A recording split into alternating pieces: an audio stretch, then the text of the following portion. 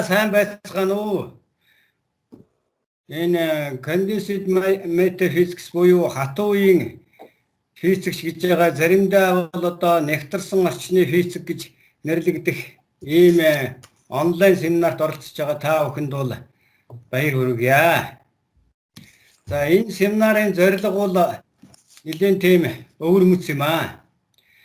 За би бол одоо Ахмад багшийн хувьд ийм семинарыг ер нь хэрэгтэй гэж олон жилийн турш бол бодож явсан. Гэхдээ энэ миний бодсон бодол мөрөөдөл маань биелэх хэсгийг бол одоо та нарын оролцоо итгэхээс л хамаарна. Юу хэзээ Монгол оронд бол одоо эрдэм шинжилгээг явуулна гэдэг үл их амар асуудал биш ээ. Энэ бол багад хөөрөмж, компьютер хангамж хамаарахаас гадна бол хүн хүчнээс буюу одоо боловсон хүчнээс үл их хамаарна. Гэтэл манайд бол одоо боловсон хүчний нөөц бол одоо бага. За түүнээс гадна сүүлийн үед бол та бүхэн мэдж байгаа одоо оюутан бэлтгэдэг гол газар болох Монгол Улсын их сургууль маань бол бас оюутны тоо багасаад физикийн анги тасрахгүй төрөөд ийм хэцүү байдалд байгаа. За гэлээч гэсэн улс орон эмчийн энэ бол тасрахгүй цаашаа хөгжинэ гэдэгт бол итгэж байна. За би бол юу гэж боддог вэ? Энэ сургалт эрдэм шинжилгээнд бол тийм гинжин холбоо бол байх хэрэгтэй гэж. Гинжин холбоо гэдэг нь бол юу вэ гэхээр бол Ахмад ууй, дунд ууй, тэгээд залуучууд бие бинийгээ ингээд аваад явчих тийм гинжин Ахмадын одоо үлгэр дуурайлж хэрэгтэй, залуу хүний хичээлч хэрэгтэй, дунд нь ажиллаж байгаа эрдэмтдийн бас сэтгэлж хэрэгтэй юм байгаа. Тэгэхээр энэ гинжин холбоог үүсгэхэд бол газар зүүн байрлал бол одоо нөлөөлөхгүй байх ёстой гэсэн нэг юм бодол байгаа. Америкт ч бай, Германд ч бай, Японд ч бай, Солонгост ч бай, Тайванд ч бай бид нар бол одоо энэ орчин цаг үед бол ийм бололцоотой байгаа юм чинь энэ бололцоог ашиглаад бол энэ гинжин холбоог бол амжилттай хөгжүүлэх ёстой гэж бодож байгаа юм. За түүнээс гадна энэ гинжин холбоог аваад явахд бол албан байгууллагын харьяалал бол бас бага нөлөөлнө гэж бодож байгаа юм. Өөрөөр хэлбэл би юу хэлэх гэж байгаа хэрэг бол би бол академийн хүн, би чи бол одоо их сургуулийн хүн гэх мэтээр одоо биднээсийн дунд байдаг энэ яриа бол энэ гинжин холбоонд бол одоо бага байх ёстой гэж бодож байгаа юм л да. Тэгэхээр биенийг дэмжих сэтгэл бол энд маш их чухал. Зүгээр энэ санаанд орсон нэг жижигхэн анхаамагийн зүйл байдаг шүү дээ. Одоо хөдөө орон нутагт бол нэг газар хулган үржээд ирээсээ салдаг үг юм л дээ. Тэгсэн чинь хулганыг бол тэнд барьж иддэг нэг хэдэн муур байсан гэж байгаа. Тэгээ муур бол одоо сайхан хулган идчихэл байгаа гэсэн чинь нөгөө хулганууд бас арга барахтай энэ гол гарын хэдүүлийн гол гарч ижил энэ муурнаас зайлыг гэж байгаа. Тэгээ гол гарах гэхээр зэрэг бол хулганууд яаж чадах вэ чаддгүй. Ганцаараа яваад ганц нэг нь живээд тэгэхээр энэ зэрэг бол сүүлнээс барид бол голын цаана гарцсан гэж байна. Сүүлнээсээ барид. Тэгсэн чинь нэг өдөр нөгөө муурнууд хоолгүй дээр гүнийгөө хулганууд тайлж өгчөө голын цаана гараа бол ээжээс. Ингээд бол энэ харж яах хэрэг бол сүүлнээсээ бариад хулган гол гаталж байгаа юм чинь бид нар бол бас бие биендээ гараасаа бариад бол энэ шинжил ухаан, энэ боловсролыг бол бас хийгээд явах болцоотой гэсэн ийм санаа хэлж байгаа юм. За энэний бас нэг одоо ойрын зорилго бол энэ гадаа дотоод байгаа залуучуудыг бас наашин сэтгэлийн татах, мөн танилцах, холбоо тогтоох. Тэгээд энэ дотоод гадаад байгаа залуучуудыг бас бие биенийг одоо дэмждэг, хийж байгаа ажлыг одоо ойлгодог, тусалдаг тийм хэмжээнд бол хүргэе гэсэн энэ анхны зорилт байгаа юм. За дараа нь бол мэдээж одоо үндэсний хэмжээний том төслийг хамтарч хийх барих.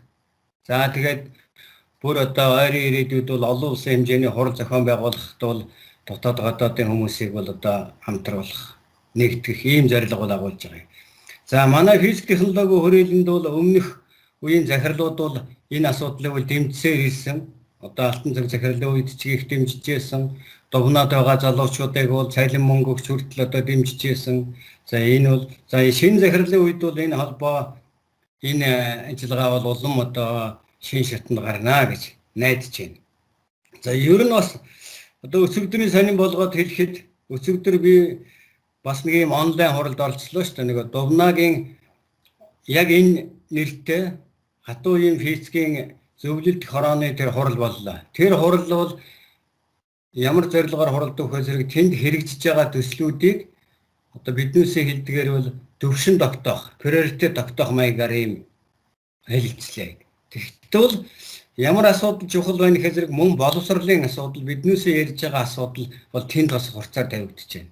Тэгээ би одоо бас тэр нэг ООН-Ц гэж ярьдаг учебны научны центр гэдгийн тэр төсөлд бол эксперт хийлээ. Тэгээ тэр төсөл бол А гэсэн категорид буюу өөрөөр хэлбэл бүрэн 100% сан хөөжих.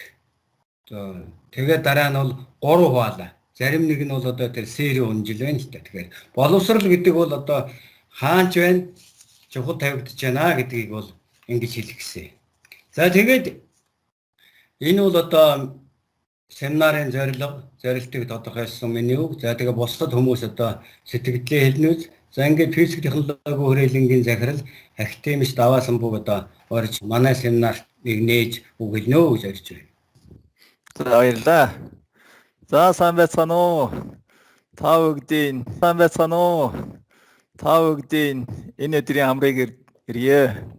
За юуны өмнө энэ арга хэмжээг санаачлан зохион байгуулж байгаа Сангаа багштай бол хувьяасаа болон хамт олонныхоо өмнөөс энд оролцож байгаа сонсогчдын өмнөөс баяр санаа илэрхийлье. Алга таашлаа гэж ойлгоорой. За тэгэхээр энэ семинар бол бидний цаашдын хамтын ажиллагаанд хамтын ажиллагаа гэдэг нь бол хүрээлэн гадаадад байгаа монголчууд Монгол физикчдийн хоорондын хамтын ажиллагаанд бол нэмэр болоод зогсохгүй. Залуу судлаачдад бас санаа авах, өөрсдөө бэлтгэхэд нь бол чухал нөлөө үзүүлэх тийм семинар болно гэдэгт бол би итгэлтэй байна. За тэгэхээр хүрээлэнгийн удирдлагын зүгээс одоо гадаад дотоод их судалгааны байгууллагууд ихтэй сургуулиудтай бол хамтын ажиллагаатай бол өргөжүүлэхээс гадна ялангуяа гадаадд байгаа Монгол физикчтэйг харилцан ашигтай шүү. Зөвхөн нэг талынх биш. Бодит хамтын ажиллагааг өрнүүлэх тийм бодлогыг баримталж байгаа. Тэгэхээр та бүгд энийг ойлгоорой. Би харилцан ашигтай байвал юм урт настай байна. Тэр үднээс харилцан ашигтай гэдгийг бол тодорхойлж хэлээ. Бидний ч нэг хайхтар юу байх вэ? Гэхдээ бас сэтгэл боломжоор тэгээ бас итгэхэд байвал бас юм багтахгүй гэж бодож байна. За энэ хатууын физикийн чиглэлээр явуулж байгаа сурал семинар бол миний сая ярьсан бодлогыг хэрэгжүүлэх бас нэгэн зам болох байх гэж би бодож байна. Цаашид бол зөвхөн хатууын физикчдээр хязгаарлагдахгүй бусад гадаад байгаа Монголын физикчтэйгээ холбоо тогтоож хамтарч ажилланаа. Үүнтэй холбоотой Монгол физикчдийн мэдээллийг доктор Жаргал цуглуулна. Та бүгд бас хамтарч ажилладаг холбоотой байдаг гадаад байгаа монголчуудтай, монгол физикчдтэй. За бас зөвхөн физикчдэр хязгаарлагдахгүй. Манай хүрээлэн бол физик технологийн хүрээлэн. Тийм учраас технологийн чиглэлээр судалгаа хийдэг хүмүүстэй бас хэлхийг бодоорой. За тэрийг мэдээлэл түгээхийг хүсье. За Монголын физикчдийн хамтын ажиллагаа бол цаашид улам өргөжж улам сайхан болно гэдэгт итгэлтэй байна. За ингээд олон юм яриад ахуу Сангаа багш гол санааг бүгдийг хэлсэн. Тэгээд илтгэгч Тэмээжин тийм ээ. Тэмээжиндээ цаашдын судалгааны ажилд нь улам их амжилт хүсье. Тэгээд бидэнтэй хамтарч ажиллаарай. За тэгээд илтгэхэд нь бас амжилт хүсье. Баярлалаа. За баярлалаа. Даваасан бул захиралд баярлалаа. За ингээд одоо өнөөдрийн семинарынхаа илтгэл рүү оръё. За илтгэгчийн тухай мэдээллийг бол бид нар тараасан байгаа. CV-ний бол одоо дарсан. Гэхдээ би одоо бас давч хэдэн үг хэлье гэж бодож байна. За Баярагийн Тэмүүжин гэдэг залуу бол манай Монгол Улсын их сургуулийг бол 2012 онд сүмийн физикийн чиглэлээр бол төгссөн. 12-оос 14 онд бол Мон Америк гэсэн байгууллагад бол ажиллаж байсан. За тодтгол болоод хэлэхэд бол Ундраа их хурлын гишүүн бол X гишүүн бол одоо захирал нь байсан билээ. За 14-өөс 16 онд бол шинжлэх ухааны актын физик технологийн хүрээлэнгийн материал судлалын салбарт бол ажиллаж байсан. За миний удирдлагаар ажиллаж байсан. Манай сэдв дээр ажиллаж байсан. За ингээ 16 оноос бол Америк нэгдсэн улсын Арканзас-ийн их сургуульд бол магистрт явсан. За ингээд 18 онд бол магистраа бол хамгаалсан. За 18 оноос үргэлжлүүлээд бол одоо PhD сургалтанд буюу одоо сургалт гэж одоо тэмдгийн хэлээр хэлдэг шиг байна. Манайхаараа бол одоо докторантурт сурж байгаа. За ингээд 21 онд бол хамгаалах юм байна. За судалгааны ерөнхий чиглэл нь бол хатуу үеийн физик, сорон зун, малт феррестэй нэгдлүүд, одоо феррозахилгаан гэж байгаа. Феррозахилгаан гэдгийг оросоор одоо ярьдаг хүмүүс бол сегнотозахилгаан гэж хэлдэг шүү дээ. Тийм материалыг бол судалдаг. За одоо нэг DFT буюу одоо юу гэдэг лээ энэ чинь density functional theory гэдгийг бол хэрэгэлдэг хүн, Monte Carlo гэсэн аргыг хэрэгэлдэг хүн. Ер нь бол одоо компьютерийн физикийг л одоо энэ хатуу үеийн судалгаанд хэрэгэлдэг юм хүн байгаа. За та бүхэн бол тань бол одоо бас утга утгагүй танилцсан. За сонирхож байгаа хүмүүс бол одоо мэйл бичээд тэгээд дараа нь бол ажил хэргийн холбоо тогтоогоорой гэж бодож байна. За тэгээд Тэмүүжиндээ бол одоо илтгэлээ эхлэхийг урьж байна. За өмнө нь одоо би хэлж яасан тэр онлын нарийн одоо тоон утгаас илүү энэ олон түмэнд энэ залуу судлаачдад одоо бас амьдралын сургамж болчихоор бас зүйлүүдийг бас зохис одоо хажуугаар нь өгөөрэй. Биднэрт бас тийм асуудал их чухал байгаа шүү. Одоо чиний араас явах юмсан ийм одоо мастер болох юмсан, ийм доктор болох юмсан, тийм их сургуульд очих юмсан гэсэн доктор болох юмсан, тийм их сургуульд очих юмсан гэсэн мянган залуучууд бол одоо чамайг харж байгаа гэж ойлгоорой. Тийм учраас чи харамгүй сэтгэлээр тэдэнд бас зөвлөгөө өгөөрэй гэж хүсье. За ингээд таныг одоо илтгэлдээ орохыг урьж байна. За сангаагч та баярлаа. Бүгдэнд нь энэ өдрийн мэндийг хүргэе. Нилээн сөрхий танилцуулагч шиг болно. За бүгдэнд нь миний илтгэлийн харагдж байгаа гэж би найдаж байна. Тэгээд юуны төрөнд намайг энэхүү сайхан семинартаа урьж оролцуулж байгаад маш их баярлалаа гэж хэлмээр байна. Тэгээд хамгийн эхнийх нь семинарыг тавьж байгаадаа их сэтгэл додолж ер нь сандарч байгаагаа нуугаад явах.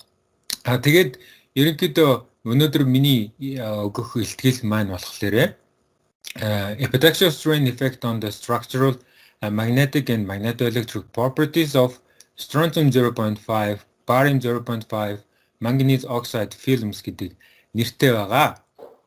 За энэ жоохон англиар нэрлсэн байгаад өвчлөгчийн энд нэг цаашаа тайлбарлаад явна. Тэгээ ерөнхийдөө өнөөдрийн илтгэлд болохоор би миний энэ курсоор харагдж байгаа гэж найдаж байна. Энэ хоёр хэвлэгдсэн пейперийнхаа үр дүнг товч тайлбарлаж ярих юм аа. За түүнээс өмнө түрүүн бараг сангаа багш маань тайлбарлаад хэлчих шиг боллоо. Миний өөрийнхөө жоохон талаар мэдээлэх гэсэн 2012 8-аас 10 хооронд цөмийн технологийн анги бакалаврын зэрэгтээ төгссөн. Тэгээ 2014-өөс 16 онд физик технологийн хүрээлэнд материал судлалын салбарт сангаа багшийн удирдлагадор ажиллаж байсан. Тэгээ 2015-аас 16 оны хооронд Fulbright-ийн тэтгэлэгт би тэнцэж 2016-аас 2018 хооронд Fulbright-ийн тэтгэлгээр Арканзас их сургуульд магистрийн зэрэг хамгаалсан байна. Тэгээд цааш нь үргэлжлүүлэн одоогоор докторийн зэрэгт сурж байна. За тэгээ би энэ дээр мөн хүрээлэнд байхдаа ямархуу ажил хийж исэн талаараа жоохон хуваалцъя гэж бодсон. Энэ дээр болохоор хэвлүүлсэн материалууд болон өгсөн илтгэлүүдээ жагсаасан байна. Ерөнхийдөө бол бас л мөн тооцооллын арга ийм ажил хийж исэн. Ferrite-үүд дээр мөн titanium oxide дээр хийж исэн. Тэгээд хамгийн сүүлд болохоор энд байж байхдаа жаргалаа ах, сангаа агш, цогодроо агш нэр хамтран Idrim-Iron Garnet дээр бас онлайн тооцоо хийж судалгаа хийснийг энэхүү энэ дээр хэвлүүлсэн байгаа гэдгээ бас та бүдтэй хуваалцах гэсэн юм аа. За тэгээд тэгэхээр энэгээр юу гэж хэлэх гээд байгаа юм гэхээр ерөнхийдөө физик технологийн хүрээлэн сангаа багштайгаа холбоотой хэвээр байгаа гэдгийг та бүдтэй хуваалцах гэсэн юм бас. За цаашаа Арканзасын их сургуулийн талаар жоохон мэдээлэх гэсэн. Арканзасын мужи маань энэ Америкийн нэгдсэн улсынхаа ерөнхийдөө төв хэсэгт байдаг. Урагшаага жоохон. Тэгээд манай сургууль маань энэ Арканзас мужийнхаа энэ зүүн дээд бууланд энэ 5 гушуутай байгаа хэсэгт байдаг. Тэгээд сургууль маань 1871 онд байгуулагдсан. Одоо 150 дахь жилээ тэмдэглэх гээд нэлээд завгүй байгаа. Тэгээд одоо энэ сургуулийн маань байршдаг энэ районыг жоохон тайлбарлах гэсэн. Энэ хэсгийг бол метрополитен area гэж одоо явдаг. Яагаад вэ гэхээр энд их том компаниудын төв салбарууд нь барилдаг ба та бүхэн Walmart-ыг мэдэх бах. Мэдгүй хүмүүс нь бол энэ бол Америкт байдаг маш том супермаркетын чейн компани байдаг. Тэгээд цаашаа болохоор JB Hunt гэх логистикийн компани, Tyson гэдэг дахианы амтд дахиа гэдэг компани байдаг. Тэгэхээр энэ гурван компани маань энэ хэсгийг ер нь нэлээд метрополитен area болгодог. Тэгээд мөн түнчлэн энэ хажууд нь байдаг Арканзасын их сургууль маш их олон талаар дэмжиж ажилладаг. Арканзасын их сургуулиа төгссөн оюутнуудаа ажилуулах дуртай, мөн өөртөө ажилчдыг цаашдаа мэргэжилдээ эхлүүлэхдээ Арканзасын их сургуульд сурах хүсэлтэй байдаг. Тэгэхээр ингээ нэг нэгэндээ туслаад хоорондоо хамтдаа хөгжөөд явдаг гэсэн үг юм. Тэгээ ерөнхийдөө ийм том компаниуд корпорацийн дэмжлэгтэй байдаг учраас Арканзасын их сургууль нэлээд чинэлэг мөнгөтэй сургуулиудын нэгт ордог юм байлээ. За цаашаа үргэлжлүүлээд ажил одоо судалгааны ажил хийдэг сурдаг группээ танилцуулах гэсэн. Энэ групп маань Computational Condensed Matter Physics Group at University of Arkansas гэдгээр явдаг. Хоёрт профессортай, 4-5 постдоктай, 4-5 докторийн сурагчтай, undergradтай.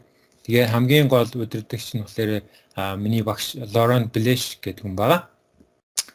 Маш мундаг хүн. Distinguished professor, тэгээ 21st century professorship in nanotechnology and science and education гэдэг American National Foundation of Education-с өгдөг тайтлыг саяхан авсан. За тэгээ манай групп маань маш олон төрлийн талаар судалгаа хийдэг. Ихэнхдээ ерөнхийдөө бол онлайн тооцооны судалгаа хийдэг. Тэгээ энэ дээр ерөнхийдөө англиар оруулсан байгаагүй өгчүүлэг чи энэ зарим юмны монгол руу орчуулгаад жоохон төвхтэй байсан учраас тэгээ эндээс дурдах юм бол одоо сүүлийн үед их хүмүүсийн сонирхлыг татаад topologic defect-үүд байна. Мань тэн дундаа Китай spin liquid, magnetic skyrmion, 2D системүүд, тэгээ хамгийн сүүлд neuromorphic computing тэгээд бас манай энэ групп маань энэ ferroelectric community дээр ер нь нэлийн нэртэй манай багшийг ерөнхийдөө ferroelectric хүмүүс хандахгүй байдаг. Цаашаа дамжуулаад Аашаага болохоор light matter interaction, photovoltaic, anti-ferroelectric гэх мэтлэн маш олон чиглэлээр судалгаа хийдэг. Тэгээ хэрвээ та бүхэн манай группийг сонирхож хэвлүүлсэн материалуудыг минь харахыг хүсвэл энэ линк ccmp.org.edu гэдэг энэхүү линкээр ороод харж болно. Тэгээд түрүүн сангаа багш хэлжсэнчлэн хэрвээ залуу судлаачид манай сургуулийг сонирхоод заавалчгүй хатуу үеийн физикээр биш ч гэсэн өөр салбарын физикээр сурах хүсэл эрмэлзлээ надтай холбогдож болно. Мөн Fulbright-ийн тэтгэлгийн талаар мэдээлэл авч яах хүсэлтэй байвал туршлага солилцох хүсэлтэй байвал надтай холбогдоход удаж болно гэдгийг ойлгосон юм аа. За цаашаа ерөнхийдөө семинарынхаа гол хэсэг рүү оръё. Энэхүү семинарт би энэ хоёр хэвлүүлсэн материалынхаа үр дүнг ер нь гол үр дүнгуудыг тайлбарлаад явах хүсэлтэй байгаа. Нэгдүгээр хэсэгт энэ пейпер, тэгээд хоёрдугаар хэсэгт энэ пейпер. Энэ хоёр пейпер маань судалгааны ажил маань хоорондоо уялдаа холбоотой. Тэгээд тэрнийг би тайлбарлаад явна. За үр дүнгээ үзүүлэхээс өмнө жоохон мэдээлэл өгсөн. Энэ материалууд ferroelectric материал, ferromagnetic материал гэж хоёр байдаг. Энэ ferroelectric материал нь юу, ямар материал вэ гэхээр дотроо ер нь аяндаа туушралтай байдаг. Ferro соронзон ferromagnet нь болохоор дотроо спинүүд нь нэг чигт туушрсан байдаг. Тэгээ хэрвээ материал нь ferroelectric, ferromagnetic шин чанарыг хоёуланг нь хадгалж байвал түүнийг multiferroic буюу одоо монголоор multiferroic гэж нэрлэж болохоор юм шиг байна. За тэгээд цаашаа нэг өөр нэг ойлголт бол epitaxial strain. Тэгээд энэ epitaxial strain гэдэг ойлголт нь thin film буюу нимгэн хайлсны салбарт ерөнхийдөө хэрэглэгддэг. Энэ юу хэлээд байна гэхээр одоо ямарваа материалыг ургуулгахдаа нимгэн хайлсыг суурин дээр ургуулхад хэрвээ суурийн торын параметр нь ургуулж материалын торын параметраас зөрөхөд жишээлбэл энэ дээр торын суурийн материалын маань торын параметр нь ургуулж буй материалын торын параметраас бага бол ургуулж буй материал нь суухдаа ургахтаа өөрийнх нь торын параметр нь ингэж шахагдаж багасж суудаг байгаа. Энэний үүдэнд юу болох вэ гэхээр атомын хоорондын харилцаа болоод электрон атомын ион зүйлсийн атомын хоорондоо харилцаа хүчрхэгжих айлсгүй өөр шатанд хүрэх боломжтой. Мөн түүнчлэн энэтэйг ижилхэн tensile strain. Одоо энийг нь comprehensive strain гэж tensile strain гэдэг нь болохоор суурийнх нь торын параметр нь ургуулж буй материалын торын параметраас том их бол ингээд хоёр тишээ татагдсан тийм ээ тэлэгдсэн байдлаар сууж өгдөг байгаа. Энэ юу болдог вэ гэхээр атом хоорондын зай холдсон, электрон хоорондын харилцаа уртсан тэгэхээр сул болж ирнэ гэсэн үг. За тэгээд энэ нөхцөл болохоор материалд янз янзын өөр өөрчлөлтүүд гардаг. За тэгээ энийг яаж байгаа юм бэ гэхээр миний тавьж байгаа ихтгэлийн нэршил болохоор epitaxial strain effect on the structural magnetic and magnetoelectric properties of strontium, barium, manganese oxide film гэж байна. Тэгэхээр энэ юу ямар хөө судалгаа ярих гэдэг вэ гэхээр ингэж олон өөр суурин дээр энэхүү strontium, barium, manganese oxide материалыг ургуулхад кристаллын соронзон болоод магнетоэлектрик шин чанарт нь ямар өөр өөрчлөлт орох вэ гэдгийг онлын тооцооны аргаар гаргаж ирэх юм аа. Асима. За тэгээ онлын тооцоо гэж ярьж байгаагаас би ерөнхийдөө нягтын функционал онлыг маш бага одоо нэгтэрсэн байдлаар тайлбарлах гэсэн. Энэ онл нь болохоор ерөнхийдөө олон бит системийн ширдэнгэрийн тэгтгэлийг ойролцоолын арга ашиглан бодох юм арга байдаг. За ойролцоолын арга гэдэг нь юугаар яриад байгаа гэхээр ерөнхийдөө олон битийн системд ширдэнгэрийн бит тэгтгэлийн бүгднгийн яг шууд бодоод гаргахыг гэх юм бол бүх холбоос энэ холбоос энэ харилцан холбоосуудыг нь тооцох хэрэгтэй байдаг. Тэгэхээр бүх энэ электронуудын хоорондын харилцаа хэрвээ энэ бүр их олон электронтой болох юм бол одоогийн компьютерийн хүчин чадал хамгийн хурдтай компьютерч байсан чадахгүй Тийм учраас энийг ямар нэгэн ойролцоол хийж боломж гардаг. Энэ болохоор тэр ойролцоо нь болохоор электроны нягтыг ашиглаж ойролцоол хийдэг байгаа. Энэ арга нь энэ онол нь болохоор маш их өргөн хэрэглэгддэг. Хийм болоо физикийн шинжилгээ ухаанд тэгээд их хүчрхэг аргыг тооцогддог байгаа. За цаашаа үргэлжлүүлээд би одоо энэ судалсан материалын талаар ерөнхий ойлголтуудыг өгөх гэсэн. Одоо энэ зүүнд дээд болонд болохоор энэ болохоор туршилтын үр дүн. Энд юу үзсэн бэ гэхээр strontium 1-X, barium X, manganese oxide энэ юу судлаад X нь болохоор энэ barium-ийн концентрат. Тэгээд миний судалж буй 0.5 нь болохоор яг энэ хэсэгт байгаа. Тэгэхээр энэхүү материал нь болохоор 200 Кельвинээс доор бага температурт мультифлорог шин чанартай. Дээшээ болохоор флоролактрик шин чанартай. Тэгээд энэ доор нь болохоор торын параметрууд A and C харагдаж байна. Тэгээ энд болохоор кристаллын орон торын ерөнхийдөө зурагчлан харуулсан байгаа. За тэгээд торын тогтмолуудыг энд харуулж байна. Туршилтын үр дүнгийн. Тэгээд харьяалагддаг окторгон групп бол P4MM. Соронзон төлөвүүд нь болохоор байгаль дээр G-type antiferromagnetic гэсэн соронзон төлөвтэй байдаг. За тэгэхээр G-type antiferromagnetic гэдэг нь юу яриад байна гэхлээр одоо энэ доор баруун доор зургаар харуулж байна. Энэ хамгийн баруун талынх нь энэ юу вэ гэхлээр альва спиннийх нь хамгийн ойрын хөрш нь антиферромагнетик буюу антипараллел байдаг гэсэн. Миний өмнө ярьсан ферромагнет болохоор бүх спинүүд нь нэг тал руугаа туйшралтай гэдэг ойлголт нь энэ дээр харагдаж байна. Тэгээд G-type, F-type ferromagnetic type-аас гадна бас хоёр төрөл байдаг.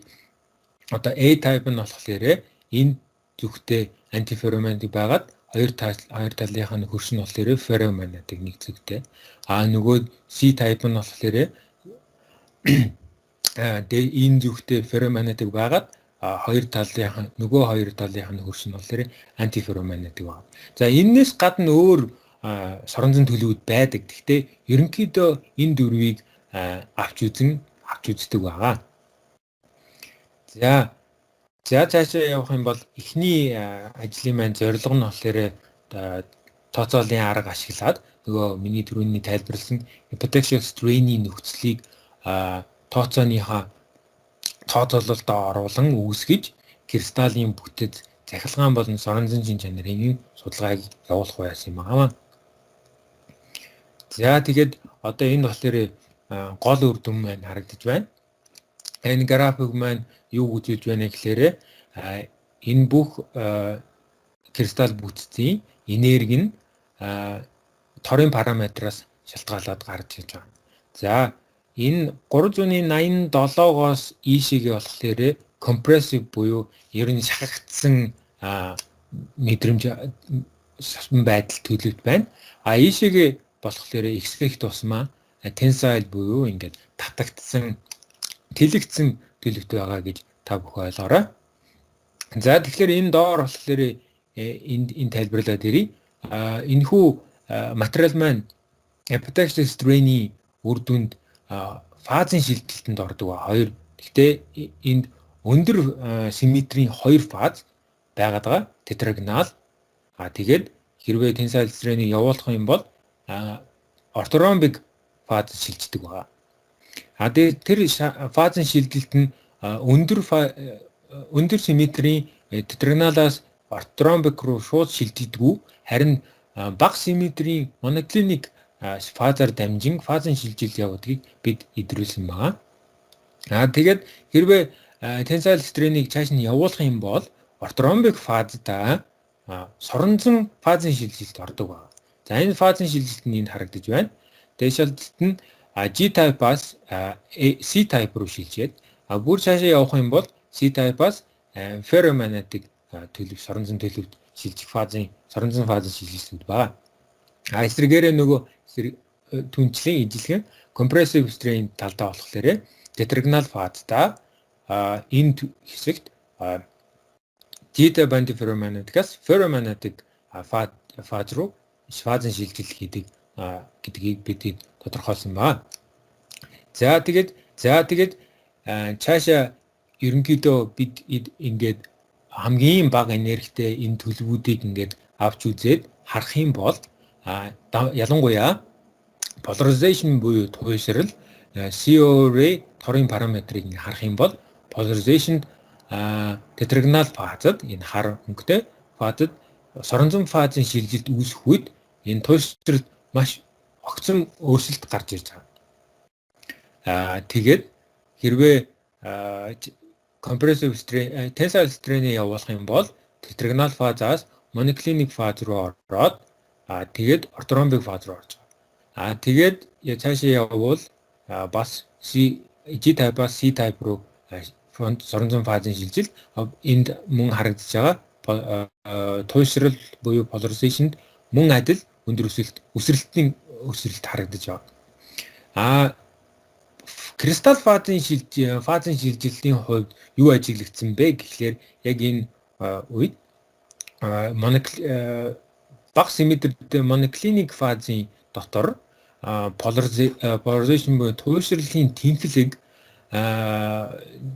001 чиглэлээс 110 чиглэл рүү тэнхлэг рүү шууд тасралтгүйгээр шилжиж байгаа нь харагдаж байгаа. За энэ юу гэлж ийнэ гэхээр энэхүү хэсэг маань morphotrophic phase boundary гэдэг нэрлэгдэх заагийг илэрхийлдэг. Энд болохоор кристаллын симметр маш бага учраас ерөнхийдөө кристаллын бүтээц кристаллын групп соронзон юунаас өгдөг зарчмууд нь багасж байгаа гэсэн үг илэрхийлж байгаа. За энэ дараагийн судалгаан дээр маш чухал. Тэгээд юуны дараа нь хэлье. Мөн энэ одоо CO-ray гэдэг тогтмол орон тойрны тогтмол мөн ажиллах өсрэлтүүд харагдсан байгаа. За тэгээд эхний ажлын маань дүгнэлтийг би илгэсэн. Protection strain буюу энэ би нэг кристаллын бүтцийн гажуудал гэж энэ дээр оруулсан байгаа. Улмаас SPM материал нь соронзон фазын шилжилтүүдийг үзүүлж байна. Тэгээд хамгийн сонирхолтой нь соронзон фазын шилжилт орох үедээ туйшрал нь буюу polarization өндөр өсөлт буюу өсрэлтэйгээр харагдаж байна. Энэ мөн ажил CO-ray орон тойрны параметрт харагдаж байгаамаа. Мөн кристалл фазын шилжилтийн үед болохоор morphotrophic фазын зааг олдсон бөгөөд энэхүү заагт нь туйшрлын тэнхлэг нэг тэнхлэгээс нөгөө тэнхлэг тасралтгүй шилжиж байгаа нь ажиглагдсан. За энэ юу нь болохоор дараагийн миний ярих судалгааны ажил маань маш чухал зүйл болсон. Тэгэхээр энэ хоёр ажил маань нэгэндээ уялдаатай гэж та бүхэн ойлгоорой. За хоёр дахь ажлын маань зорилго нь юу байсан бэ гэхээр мөн адил тооцоолын арга ашиглаад энэхүү morphotrophic фазын зааг дээрх magneto-electric coefficient-ийг судлах байсан байна. За тэгээд эхлээд magneto-electric coefficient гэж яг юу хэлээд байгаа юм бэ гэдгийг би жоохон тайлбарлал өгөх гэсэн. Энэ нөгөө цахилгаан соронзон гэдэг ойлголтоос арай өөр. Энэ юу вэ гэхлээр нэг материал чиний тусахгүй даваасан буу дарга нэг юм хэлийгээд гараа өргөд байна. Өгөө дараа. Дараа нэм үү. За. Ерөнхийдөө бас хугацааны хувьд хэлэхэд бол нэг 5-аас 10 минут л үлдчихэж шүү дээ. Чи цагаа хойрлаарай бас. За би хурдлая. За тэгэхээр материалын альва материал нь ер нь захилгааны тууршил polarization гадны соронзон оронд орохороо тэр polarization өөрчлөгдөх эсвэл гадны захилгаан оронд орохороо тэр материалын соронзон шин чанар нь өөрчлөгдөх энэ үзэгдлийг magneto-electric харилцан холбооны хамаарлал гэж хэлээд байгаа. Тэгээд шугамн энэ манипуляр коэффициентийг ерөнхийдөө ингэж тэгшгэлээр харуулж байна. Энэ юу гэж харуулж байгаа гэхээр альфа гэж нэрлэдэг байгаа. Гадны соронзон оронд орохлоор polarization өөрчлөгдөнө. Гадны цахилгаан соронзонд орохлоор соронзон шин чанар нь өөрчлөгдөх юм байна. За тэгээ энэ манипуляр коэффициент нь юунд яагаад хэрэгтэй юм бэ гэхээр энэ маш олон төрлийн байдлаар хэрэглэх боломжтой.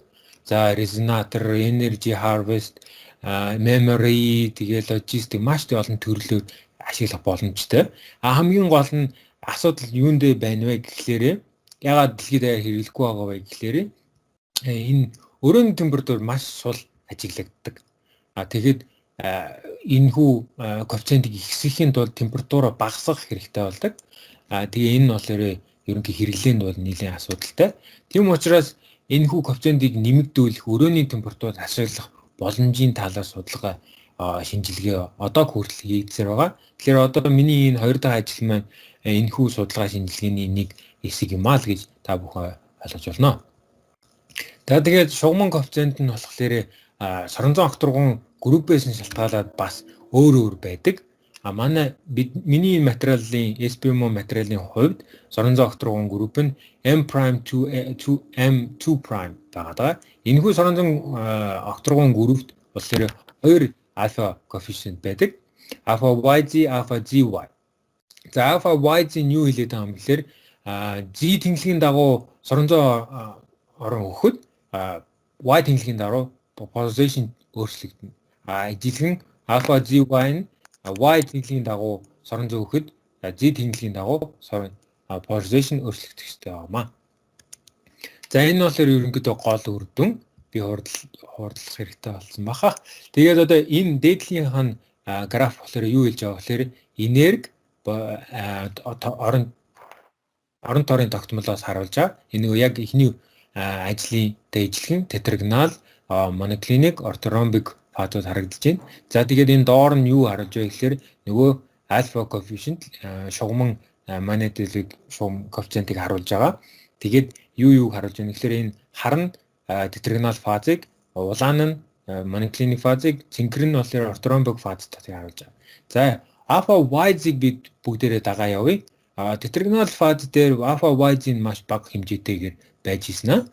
Яг фазын шилжилт дөнгөд маш өсрэлт авж байгаа. Тэгээд өсрэлттэй авснаас цаашаага фазын шилжилтэд холдох тусам энэ alpha коэффициент багаар багасаж ирж байгаа. Мөн ижилхэн энэтэй alpha ZY нь ортромбик фазтай жоохон өсөлт авж агаад фазын шилжилтэн дээр төхөөд ирэнгүүт гинтийн өсрэлтийг аваад фазын шилжилтээс холдонгууд багасаад ирж байгаа. За энэ болохоор юу хэлээд байгаа юм гэхээр энэ фазын шилжилтийн үед шугамн манипуляр коэффициент нь 40 пикосекунд per метр хүртэл огцон өсөлт үзүүлж байгаа. За энэ 40 пикопесентэнд нь юу юм, сайн юм уу, муу юм уу гэдгийг үзүүлэхэд бол би энэ зүүн талд нь 4 ширхэг манипуляр материалуудыг харуулсан байгаа. Хамгийн гол нь энэ Tiberium PO4 байгаа. Энэ материал нь юу вэ гэхээр одоогоор мэдгэж байгаа хамгийн сайн материал гэж байгаа. Энэхүү материалын альфа нь 37 пикосекунд метр. Тэгэхээр фазын шилжилтийн яг тэр үедэр материалыг ургуулбал энэхүү материалыг ургуулах юм бол энэ хамгийн сайн гэж байгаа энэхүү материалтай энэ тэнцвүүц альфа коэффициенттэй материал ургуулах боломж байгаамаа гэдгийг харуулж байгаа. За тэгээд яагаад энэ фазын шилжилтэн дээр ингэж өсрэлт үзүүлж ингэж өсөлт байгаад байгаа юм бэ гэдэг цааш нь бид нэр судалсан. Тэгээд судлахад юу гарч ирсэн бэ гэхээр dielectric болоод magnetic susceptibility гэдэг хамаатай харсан. Энэ дээдл нь болохоор dielectric susceptibility, доотл нь болохоор magnetic susceptibility. За энэ хоёр нь юу вэ гэхээр ерөнхийдөө материалын соронзон цахилгаан болоод соронзон оронд орохороо хэр их мэдрэмтгий байх талаар үзүүлдэг коэффициент байгаа.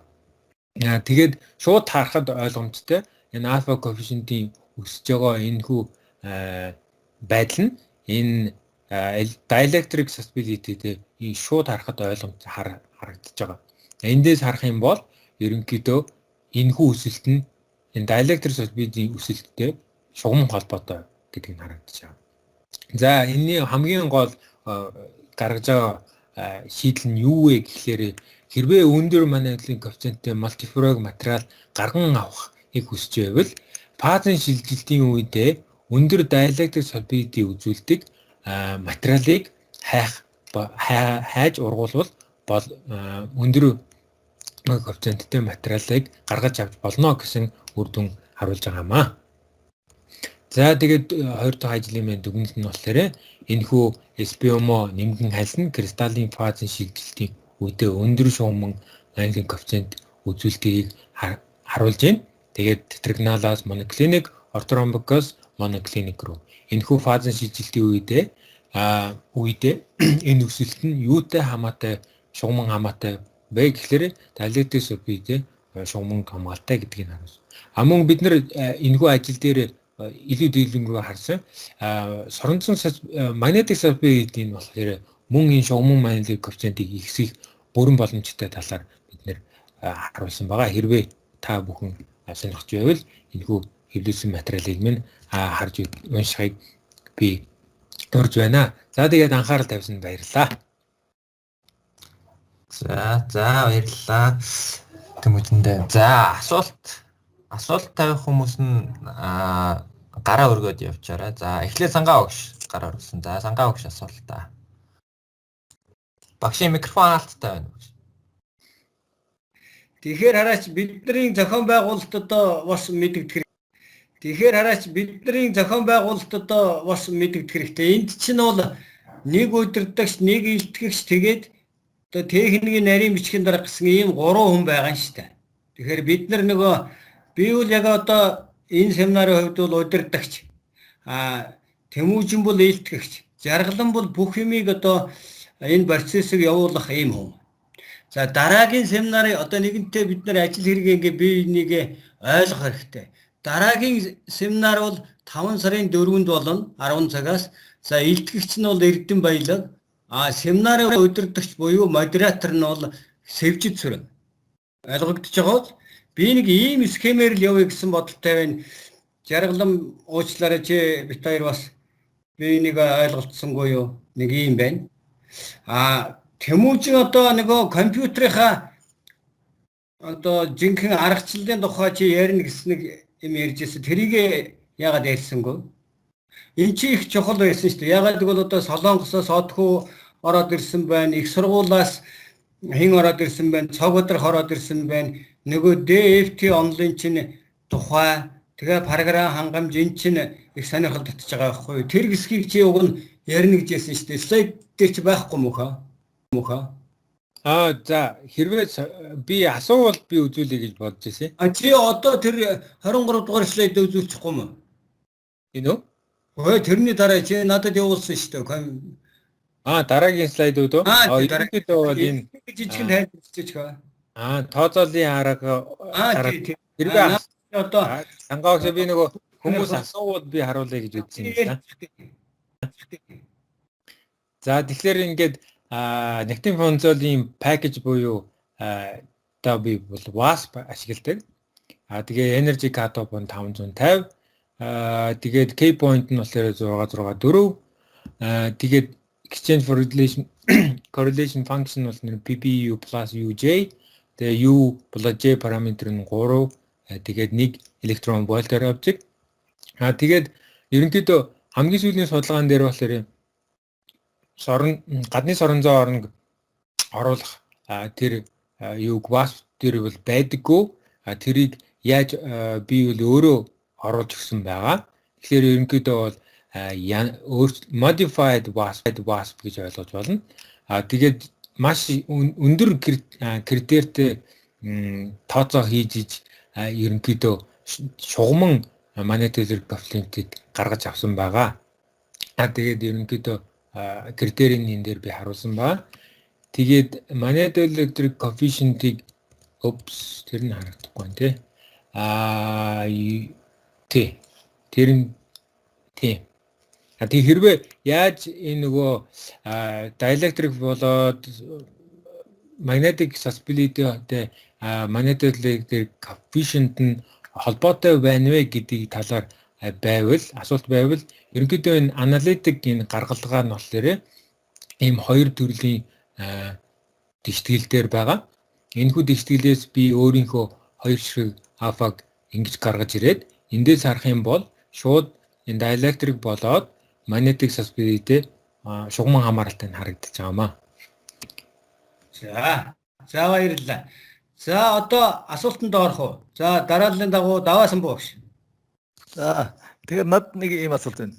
Тэгэхээр энэ суурийн материал, субстратны материал бол ямар материал байх нь бол хамаагүй зүгээр л нэг торын параметраар өгсөн байна тийм ээ.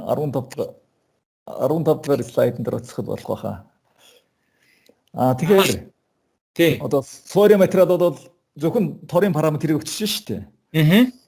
Тэгэхээр жишээлбэл суурийн материал соронзон бүтцтэй. Эсвэл соронзон бүтцгүй байвал одоо энэ фазын жилжилт, соронзон фазын жилжилтэрд яаж нөлөөлөх вэ? Тэр ер нь ерөөсөө тооцох юм уу, юм тооцох шаардлагагүй юм уу? Зөвхөн тооцогдох шаардлагатай гэж би бодож байна. Яагаад тэгэхээр хэрвээ суур нь соронзон шин чанартай байх юм бол тэр суур болоод ургуулж байгаа материалын хооронд соронзон domain wall гэдэг үүснэ. Тэгээд тэрнээс үүсээд дээдлд ургуулж байгаа материалд маань өөр шин чанар яг оруулж болно. Жишээлбэл нөгөө interfacial DMI гэдэг spin orbit transfer-д хэрэглэгддэг арга байна. Өөр domain wall-уудыг гаргаж ирээд domain wall-оо хөдөлгөх янз янзын spintronic-ийн асуудлууд гарч ирнэ. Тийм янз янз байгаа. Хэрвээ та сонирхож ивэл би энэ өөрийнхөө хэвлүүлсэн энэ материал дээр бас ямар суурин дээр ургуулвал боломжтой вэ гэдгийг бас оруулж өгсөн. Тийм бол тийм тооцоог хийсэн үү тий? Тийм оруулж өгсөн ба яг ингээд орон параметрийн. За энд бол яригдсангүй л дээ зүгээр. За энд бол яригдсангүй л дээ зүгээр шууд тэр хамаардгүй юм шиг юу ойлгохоор байна. За дараагийн асуулт нь одоо нэмгийн үе одоо энэ шин энэ тооцоон дээр бол нэмгийн үеийн зузааны тухай яригдах юм байхгүй шүү дээ. Одоо тэр чин одоо бодит байдал дээр бол тэр чин үеийн зузаанаас хамаараад өөр бол явцдаг шүү дээ. Тэр тийм. Юу би тайлбарлах гэсэн. Одоо ингээд суулангууд яг доотлынхаа юутайгаа ижилхэн суучаад хэрвээ зузаарах тусам өөрөө нөгөө кристалл структур маань релакс хийгээд өөрийнхөө хуучин орон торон материал орчин тий. Яг тэгэхээр ерөнхийдөө бол нэлийн нэмгэн юу хальс байх ёстой гэдгийг ерөнхийдөө тооцож байна. Одоо тэгээ хэд гэх вэ? Тэрийг хэд гэж тооцох уу? Ямар зузаантай байхад одоо энэ эффект ажиллагдах уу? Энэ үү? Ер нь ерөнхийдөө бидний тооцоогоор бол нэг ер нэг яг тэрийн шууд хэлж чадахгүй маа таваасан бод. Тий. Ерөнхийдөө сүүлд бол маш бага нанометртэй 10 дотор нанометртэй тэн фильмүүдийг ургуулдаг болсон байлээ. Тэгэхээр нэг асуудалгүй гарч ирэх байх гэж би бодож байна. Тэгэхээр өөр нэг ийм дараагийн асуулт. Туршилтын ямар нэгэн үр дүнгууд байдгүй энэ төрлийн энэ бол их танил материал шүү дээ. Стронцин, бариум, манган оксид бол тийм ээ. Эдний нэг нэмгүй үеийн дээр ийм соронзон юутай энэтэй холбоотой нэг туршилтын үр дүнгууд ер нь байдгүй. Байдаг. Энэ янз бүрийн өөр юун дээр суурин дээр ургуулсан туршилтын аргууд байдаг. Тий. Тэгэхээр та нарын энэ DFT тооцоо чинь одоо нам температур абсолют 0 Kelvin тий. Дэдэн л хийж байгаа шүү дээ. Тэгэхээр бодит амьдралын одоо толгойн температурын мужид дээр бол фазын жилжилт нь өөр болоод өөр болох тийм байх уу тийм. Тий, одоо миний үзүүлж байгаа энэ фазын жилжилт яг тасалгааны температур хэсгээд хэр болох нь мэдэгдэхгүй. Гэхдээ температур хэсгэхэд бол бас өөр нэг фазын жилжилт болох боломжтой. Тэр нь юу вэ гэхээр энэ ортромбик фазаас шууд моноклиник фаз руу шууд дээшгээ температурын эсэлтний энергиэр фазын жилжилт орох боломжтой гэсэн бид нар бас тийм юм предикт хийсэн байгаа. Тэгэхээр эн чинь нэг ийм юу вэ шүү дээ. Суурийн суурийн торын параметр одоо та нарын энэ чинь куб биш шүү дээ тетрагонал. Тэгэхээр аль талаас урагснаас хамаарат тэр чинь одоо отором бэсфад энэ юм өөр юмуд байж болно шүү дээ. Тэрийг тооцсон юм байгаа юу? Эсвэл зөвхөн нэг талаа энэ талыг л тооцсон юм уу? Ерөнхийдөө бол ургуулгатаа бол нөгөө ургуулах тэнхлэг нь болохоор нөгөө 001 гэдэг тэнхлэгээр ургуулт юм билий. Тэгдэг нэг энэ чиглэлд за. Энэ материалыг өөр чиглэлээр нөгөө 111 чиглэл. За би өдөртөгчөө хувьд санал дэвшүүлээ. Та хоёрын яриа бол хитрхийн нарийг ингээд За баярлалаа. Бас анхаарлыг дэндүүх бас бид нэр асуултууд хүлээгдээд байна. Та хоёр бол ажил хэргийн холбоогоор мэйлээр ч юм уу энэ асуудлаа ярихгүй юу? За цаг өдрөх огш асууя. За сайн. За энэ хэн Тэмүч нөгөө энэ маш сонирхолтой ажлууд яригдж байна. За ийм төрлийн семинар бол бас хэрэгтэй байгаамаа бид нарт. За энэ ерөнхийдөө энэ макроскопик электродинамикийн хүрээнд энэ нөгөө альфа коэффициентуудыг тооцоолж байна. Би нөгөө одоо физикийн 3-ын энэ макроскопик электродинамик ерөнхийдөө орж жоохон ордгийн. Тэгээд тэр хүрээнд бол энэ коэффициентуудыг тооцоод үзэж байгаа юм байна. Нэг асуулт бол нэгдүгээр энэ энэ VASP код дээр би нөгөө энэ туушрлын векторыг бодгийг бол би сайн мэдэхгүй байна. Та нар яг ганц VASP код ашиглаж байна уу юу? CST код дээр бол бас энийг хийж болно. Тэгэхээр чиний ашиглаж байгаа материал чинь ямар материал вэ? Металл шин чанартай юу? Хагас дамжуулагч шин чанартай материал байна уу? Хагас дамжуулагч шин чанартай материал. Тэгвэл за хагас дамжуулагч шин чанартай бол CST код жишээлбэл ажиллана шүү дээ. Та энэ байндаа ойролцоол хэрэглээл үзэхэд ямар зүрэ гарах вэ? Ерөнхийдөө ажиллан гарах болоо да тий. Ерөнхийдөө ажиллан гарах бах. Гэхдээ нөгөө нэг яг pseudo potential хэрхэн ямар тэгштэглэр ямархуу аргаар хэрэглэгдэх байдлаар энэ пакэжүүд чи хоорондоо өөрчлөлт байдаг болохоор энэ чүд жоохон өөрчлөлт гардаг. Тэгээ нөгөө манай групп банк WASP хэрэглэдэг болохоор андаа за. Тэгээд чиний суурчин болон хагас дамжуулагч материал дээшгээ бас хагас дамжуулагч материал ургуулж байгаа гэж байна. Тэр чинь би чиний ямар материал дээр ямар материал ургуулж байгаа юм бэ гэж би тодорхойлох гэдэг байхгүй. Тэгэхдээ бол би heterostructure гаргаж ургуулж ингэж хооронд нь тавиагүй. Шууд орон тарын параметрыг бариад босод зүйлсүүдийг ерөнхийдөө relax тавиад тэгж байгаа учраас ерөнхийдөө тийм heterostructure ямар нэгэн суур мөр энэ тооцоонд ордог байна. Substrate материал чинь хагас дамжуулагч юм уу? Тэгээд үгүй тийм материал байхгүй юу? Зүгээр хорийн параметр зүгээр онолдоо тий. Гэтэ суурь за тийм зүйл байна. За ингээд түр байж. Одхоо профессор Солонгосоос сууж байна. Одхоо гараа өргсөн байх ээ. За тэр хооронд би нэг асуулт асуугаадах юм. За юу хэр тэр диэлектрик одоо бид нар нэг орос хэлтэй улсууд чинь диэлектрик гэж одоо яриа сурцсан байхгүй юу? Сурцсан энэ хоёрын тийм ээ. Одоо тооцооноос ингээ гаргаад ирдэг байх уу тийм ээ? Тий, одоо шууд нефтийн функционалын онлоор пакэжнаас шууд гаргаад ирж болно. Dialectric susceptibility. Тэгэхээр одоо бас нэг сүүлийн үед бодогдоод байгаа юм энүүнд хэрв ямар нэгэн гадны нөлөө өөрөөр хэлбэл даралт өгвөл одоо чиний нэгээр бодож болох уу? Даралтын одоо чивэл температураас хамааруулаад бодоод байна. Концентрациас хамааруулаад бодоод байна тийм ээ. Гэтэл одоо даралтаас хамааруулах тийм бололцоо байд юм уу одоо? Болно багшаа. Даралтыг оруулж болдог. Даралтыг оруулж болох уу тийм ээ? Тэр бас сонирхолтой санаа байгаад байгаа байхгүй юу? Бид нар бас сүүлийн үед яриад байгаа тийм. За өшөө.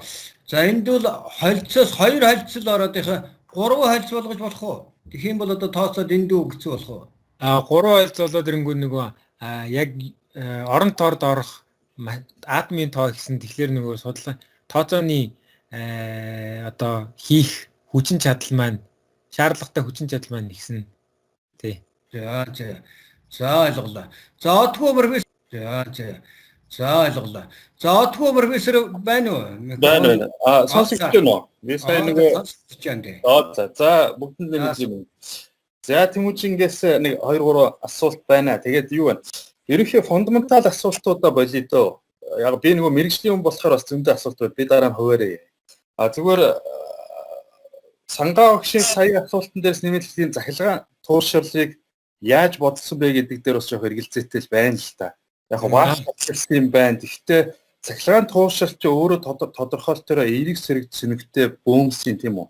Харилцан эсрэг хөдөлгөөнөөр л одоо зайн хамаарлаа шууд хамаарч байгаа. Тэгээд энэ дээр тэр захилгаан тууршрлын одоо polarization гэж тодорхойлсон байна. Тэр polarization яагаад соронзон материалын фазын шилжилтээр тэгж огцсон өсөлттэй уналттай байдаг. Тэр бол яг хэрэгэлзээтэй л байна яг. Тэрэн дээр нэг хариулт өгөөч юм уу? Эхний өгүүлэлээс шүү. Аха. Тэр яаж тооцоолдог вэ гэхээр ерөнхийдөө Berry phase-ийг ашиглаж тооцоолж болдог. Тэгэхээр ерөнхийдөө Berry phase-ийг ашиглаад polarization-ыг тооцоолдог арга байдаг. Би таныг ярьж байгааг ойлгож байна л да нөгөө. Тэгээд яг миний гол энэ нөгөө хоёулаа нөгөө мэрэгжлийн төвшөнд ярихаас би үзэгчд ойлгох зүйлс соронзон фазын шилжилтэн дээр polarization өсөлт яригдчихээн тэ энэ дээр. Соронзон фазын шилжилт чинь өөрөө тэр эерэг сэрэг цөнөгтэй бөөмсийн харилцан одоо шилжилттэй ямар хамааралтай бай. Тэрийг сайн судалж үзсэн.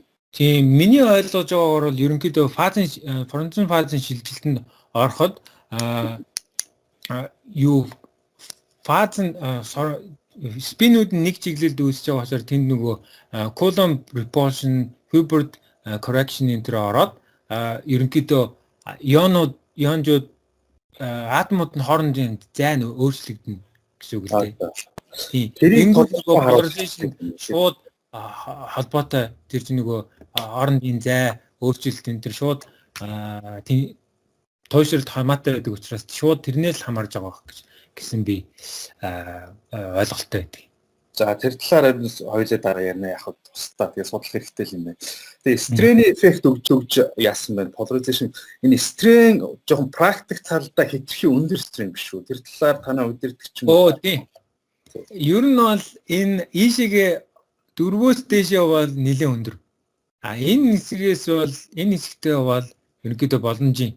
Тэгээ ер нь бол бодит материал дээр чи одоо бариум титаниум оксид, стронтиум титаниум оксид мэдчихэж байгаа шүү дээ, тийм ээ? Ферроэлектрик. Энэ төрлийн материалууд яг практик дээр бол 0.1-2% гэж ярьдаг шүү дээ, тийм ээ? Стрэн эффект.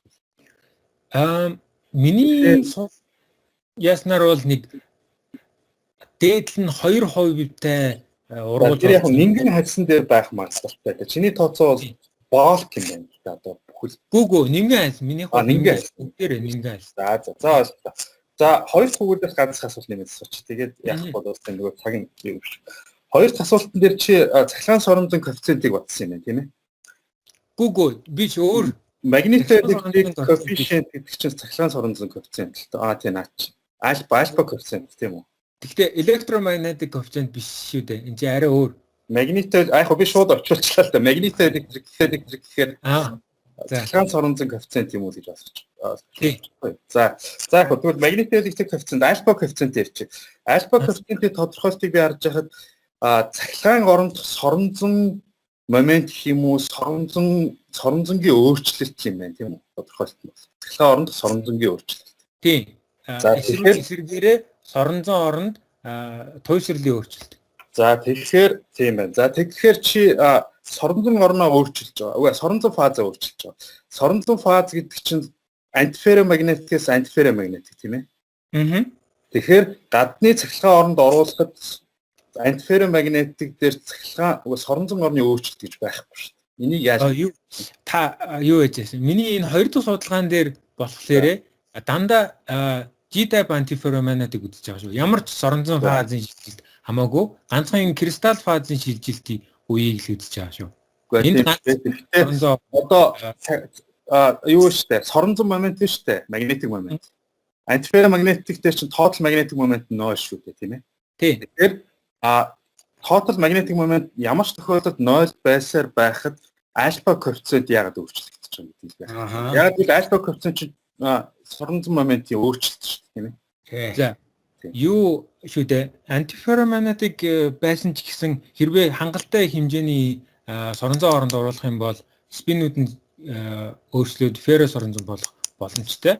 Тэгээд бага хэмжээний соронзон орон өгөхөд бол тэнд ямар нэгэн хэмжээний гадны соронзон орны нөлөөнөөс болоод спинүүд нь өөрчлөгдөж нэг тал руугаа туйшрах боломж туйширж эхэлдэг байна. Тэгээд тэрнээс нь болоод ерөнхийдөө энэ туйшрал гарч байгаа юм. За сонирхолтой асуултууд байна шүү.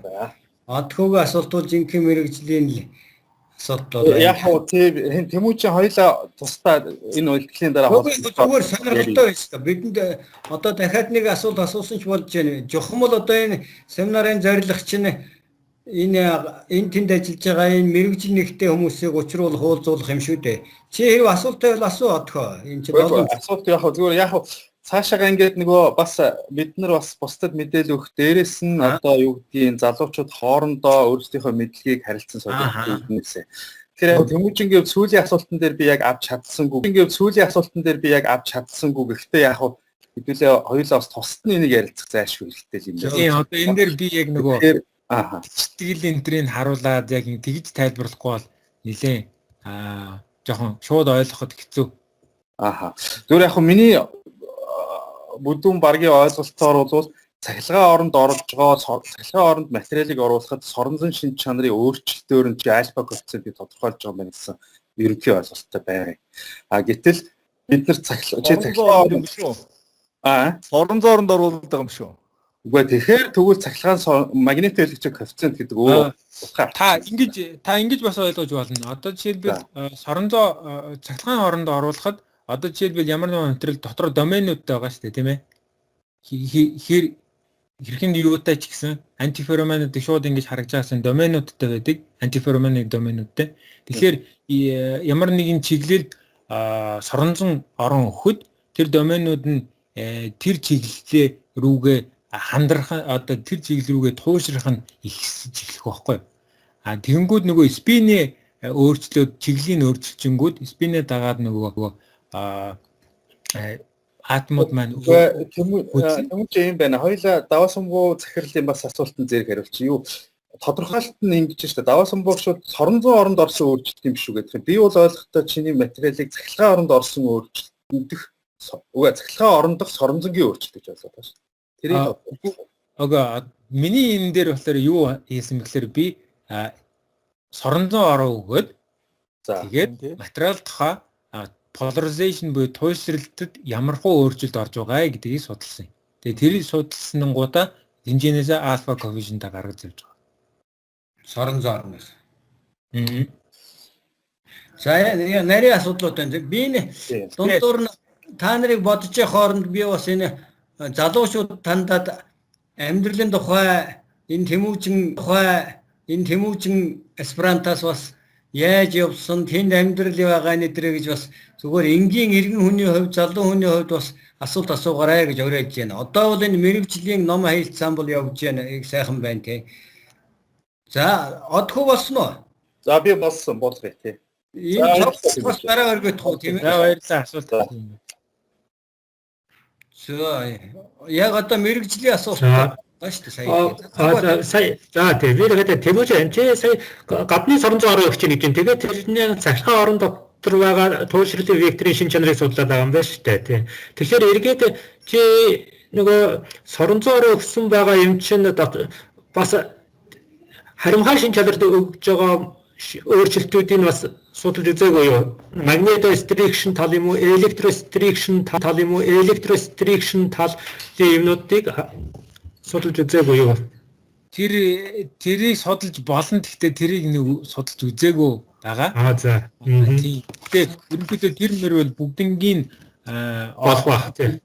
Орсон. Тэгэхээр энэ ерөнхийдөө миний харснаар бол дан шугамн өсөлттэй байгаагүй. Тэнд болохоор нөгөө квадратик, биквадратик термод нь орж ирсэн байгаа. Одоо альфа бас дээр за тэгэхээр бас нэг хоёр дахь нэг асуудал байна. Чи нэг susceptibility яриад байна шүү дээ. Хоёр төрлийн диэлектрик susceptibility юу байна? Соронзон susceptibility ярьж байна. Одоо тэгээд цаашаа яг энэ даваа самбуу багш бид нар бас нэг яриад байгаа зүйл бол над дээр чи нэмээд нэг optic susceptibility гэдэг. Тэн дээр наа ч бол одоо чи хугацаанаас хамаараагүй байна. Хугацаанаас хамааруулж судлах юм бол бид нар одоо наад арга хэрэглэх үү эсвэл молекул динамикаар явах нь дээр MD molecular dynamic-аар л явах бах. Тийм time dependent DFT бас байдаг л да. Гэхдээ тэрийн би систем мэдэхгүй юм байна. Тэгэхээр тэн дээр нөгөө энэ time resolved гэдэг асуудлыг оруулах юм тэгээ даваасан буугш энэ төр үзээд байгаа нь тэгээд тэд талаар би асууж байгаа мó. За баярлалаа цогоо. За сэржи цэрэг доктороос ой. Би зүгээр би зүгээр нэг таны мэдхэн асуулт асуух гэсэн юм аа Тэмүүжин. Энэ нөгөө morphotropic phase boundary гэдэг ингээд гадаг штэ. Тэр чи одоо зөвхөн энэ тетрагонал ромбедрийн хооронд гэж яадаг юм уу? Контрол хийж нэг. Та дахиад асуултаа давтах уу? Энэ morphotropic phase boundary гэдэг чи яриад штэ. За гэж тэр нь чи одоо ингээд тетрагонал ромбедр энэ гэж явд юм уу? Ирдэг үстэй. Би миний харсан унсан юм дээр ерөнхийдөө ихэнхдээ тетрагоналаас ортромбыг ромбохедрал энэ лөө шилждэг юм билээ. Тэрийг нь шилжилтийн фазын шилжилтнийг нь morphotropic phase boundary гэдэг. Гэхдээ хамгийн гол юу нь болохоор би юу гэж ойлгосон бэ гэхээр тэр фазын шилжилт нь юу л байх хэрэгтэй юм шиг лээ. Хоёрдугаар эмбийн фазын шилжилт байх хэрэгтэй.